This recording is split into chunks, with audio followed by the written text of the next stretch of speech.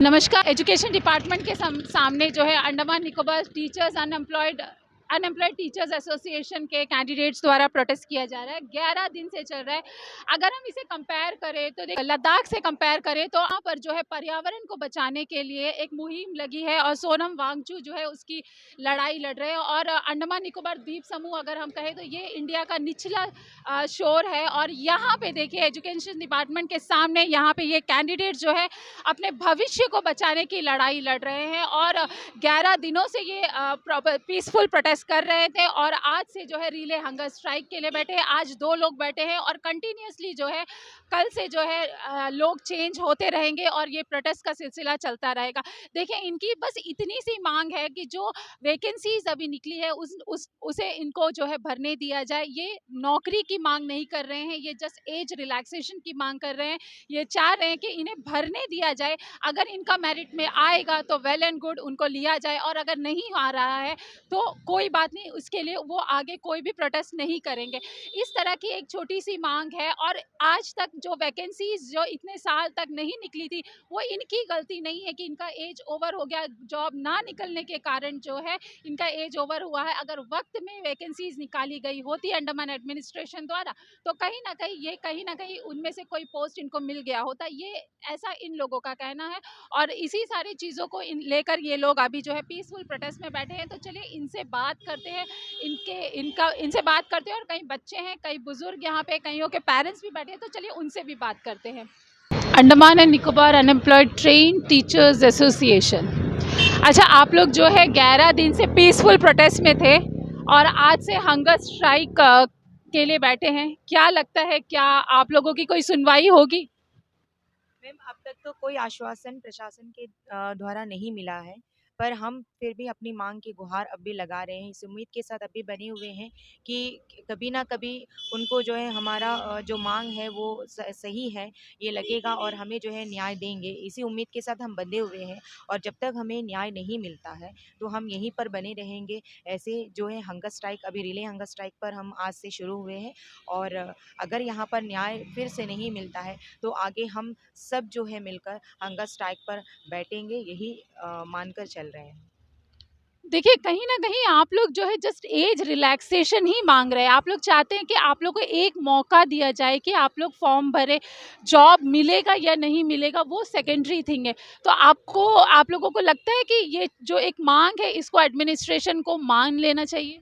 Ma'am, ये कोई नया मांग नहीं है जो हम मांग रहे हैं। जब जैसे ये लोग अब जिद करके बैठे हुए हैं और इस तरह से प्रिटेंड कर रहे हैं जैसे कि कोई हमने कोई बड़ी सी चीज़ मांग ली।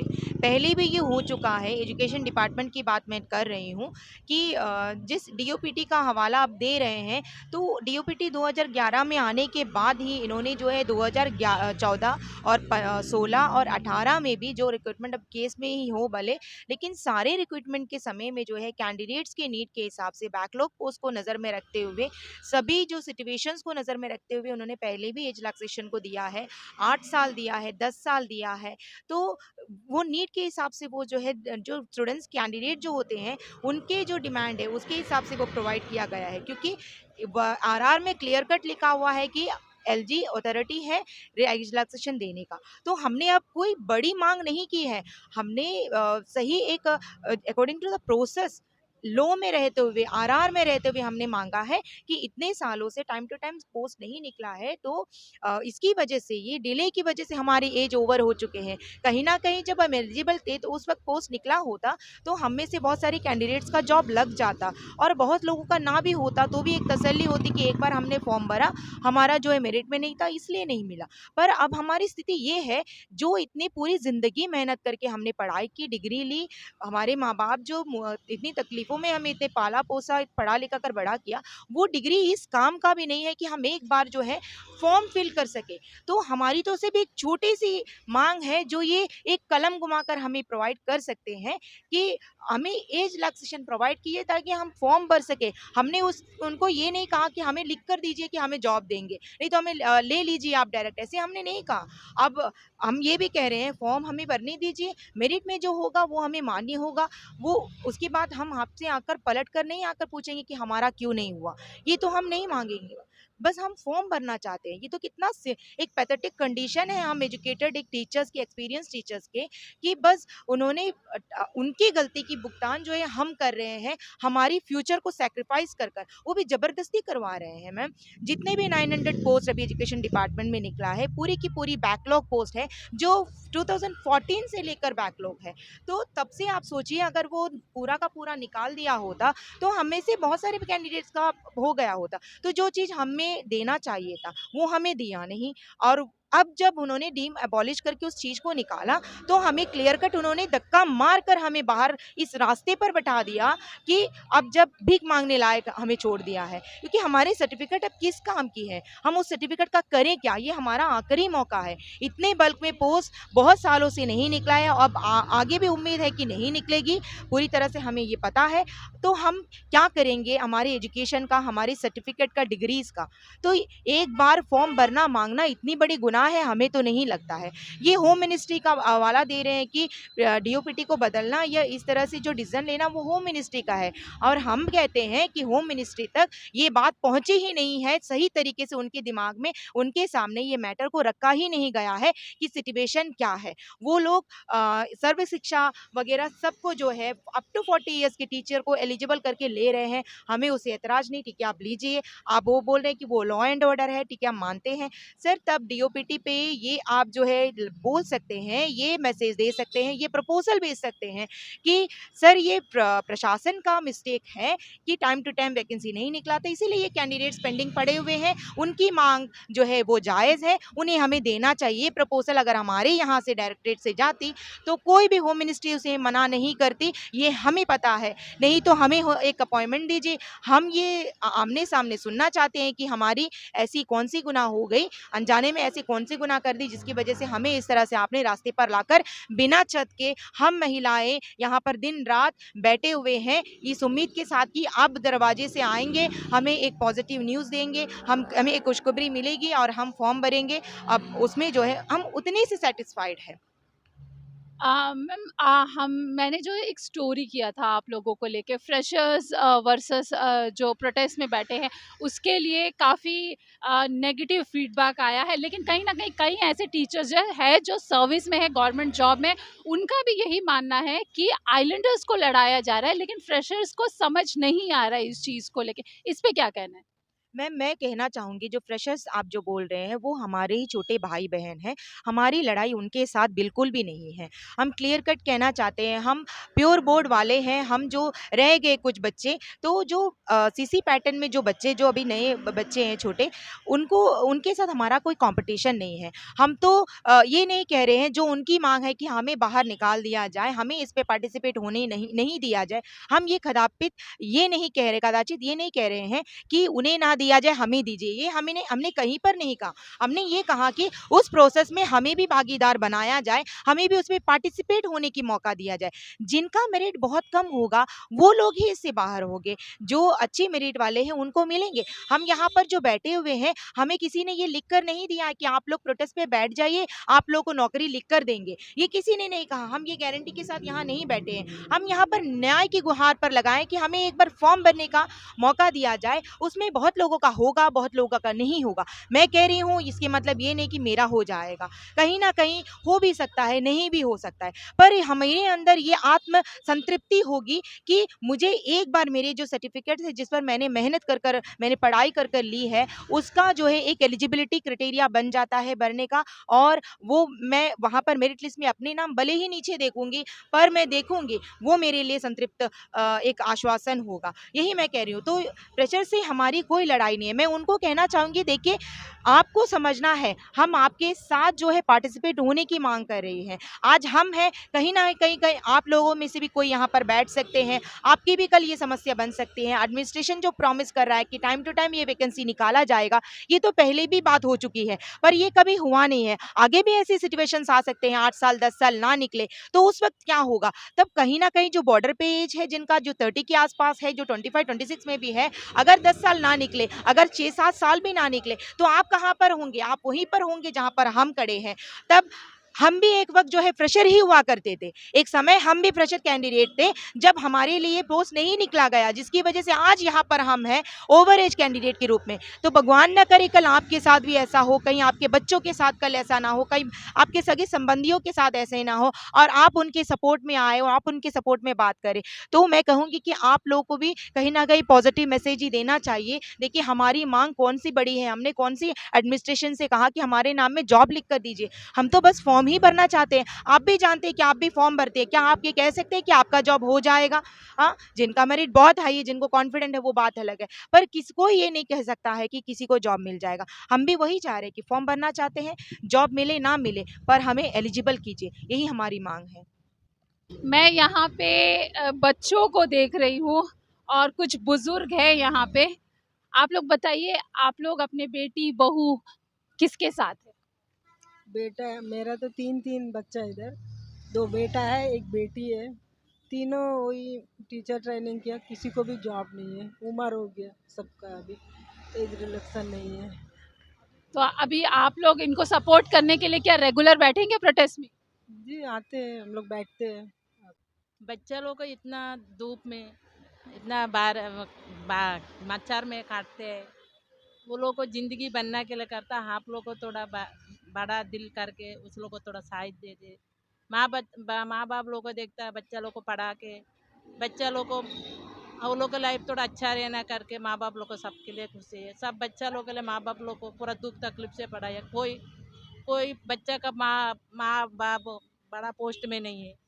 जब दुख तकलीफ से बच्चा लोग को पढ़ाया, उस लोग को थोड़ा साइड दे दे। क्योंकि आप सब गृहिणी हैं, जॉब भी करती हैं, बच्चे भी हैं, देख भी रही हूँ यहाँ पे कितना मुश्किल है बच्चों को छोड़कर यहाँ पे प्रोटेस्ट में बैठना और घर का भी देखना है, मैनेज करना है, बच्चे, घर, हस्बैंड, सभी को कितना मुश्किल लगता है यहाँ पे आए दिन बैठना। और 11 दिन से और अभी जो है हंगर स्ट्राइक जो कंटिन्यू कर रहे हैं। देखिए ये देखने वालों को भी समझ में आता होगा, जो गृहिणी घर पे भी बैठे हुए हैं, ये कितना मुश्किल होता है हमारे लिए। इस तरह की बैठने की बजाय भी हम जो है अपने घर को संभालने की कोशिश कर रहे हैं। हमें जो है सपोर्ट मिल रहा है हमारे परिवार से, हमारे माता पिता, हमारे पेरेंट्स, हमारे सास ससुर, हमारे घर से जो भी हमें हमारे जो भी इन लॉज है, हस्बैंड है, सभी हमें सपोर्ट कर रहे हैं कि ये जो लड़ाई है वो न्याय का है, तो आप लोग इस पर डट कर रहिए, आप लोग को ये मिलना ही चाहिए। पर ये बहुत मुश्किल घड़ी है कि हमारे छोटे बच्चों को छोड़कर, उनकी देखभाल को छोड़कर, अपने कामकाज को छोड़कर यहाँ पर बैठना, कि जहाँ हम 24 घंटे अपने इन सारे रूटीन पर रहते हैं, वहाँ पर हम यहाँ पर अपना सारे समय को हमारे न्याय की मांग करते हुए हम यहाँ पर बैठे हुए हैं। बच्चे हमसे दूर हैं, हमारी याद पर जब हम घर नहीं पहुँचते हैं, दिन रात हमें नहीं देखते हैं, तो हमें ढूंढकर वो लोग यहाँ आ जाते हैं। हस्बैंड जो जाते हैं वो यहाँ से हमसे मिलकर जाते हैं, फ़ोन पर उनसे बात होती है।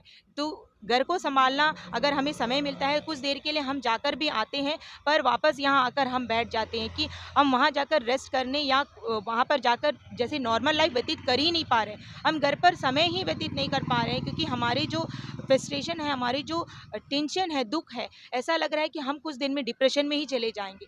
क्योंकि हम में से यहाँ पर कोई भी इतनी हाई-फ़ाई फैमिली से नहीं है, यहाँ पर जो भी बैठे हैं बहुत ही मुश्किल से अपनी पढ़ाई की है, लाइफ को व्यतीत किया है। हमारे माँ-बाप ने बहुत तकलीफ़ों से हमें पढ़ाया-लिखाया है। उसको जब हम गुम कर हम जब सोचते हैं, तो हमारे जो आँखें हैं वो सच बोलने से आँसुओं से भर जाते हैं। हमें सामने अंधेरा ही नज़र आता है कि अगर ये नहीं होगा, नहीं मिलेगा तो हम क्या करेंगे? हमारा तो फ्यूचर ख़राब हो गया।